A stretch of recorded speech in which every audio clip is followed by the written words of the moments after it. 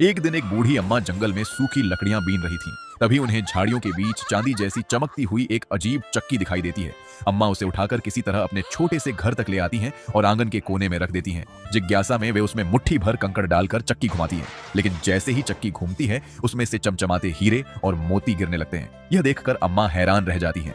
अगले दिन अम्मा झोले में कुछ हीरे लेकर बाजार जाती हैं। रास्ते में गांव का लालची मुखिया उन्हें देखकर जलने लगता है। उन पैसों से अम्मा अनाथ बच्चों के लिए एक बड़ा स्कूल बनवा देती हैं और बच्चों के साथ खुशी से जश्न मनाती हैं। फिर अम्मा चक्की से और हीरे मोती निकालकर बेचती हैं और उसी पैसे से राशन और कपड़े खरीदकर गरीबों में बांट देती हैं। लेकिन यह सब दो चालाक चोर देख लेते हैं और लालच में अम्मा का पीछा करने लगते हैं। जब अम्मा घर पहुंचती हैं तो वे टूटी खिड़की से छिपकर अंदर झांकते हैं। जैसे ही अम्मा चक्की घुमाती हैं उसमें से हीरे मोती की बारिश होने लगती है। यह देखकर दोनों चोर हैरान रह जाते हैं। रात को जब अम्मा गहरी नींद में सो जाती हैं तब वे चुपके से घर में घुसते हैं और चक्की उठाकर भाग जाते हैं। आवाज सुनकर अम्मा जाग जाती हैं और उनके पीछे दौड़ती हैं, लेकिन चोर अंधेरे में गायब हो जाते हैं। आखिर में अम्मा अपनी सूनी झोपड़ी में बैठकर रोने लगती हैं।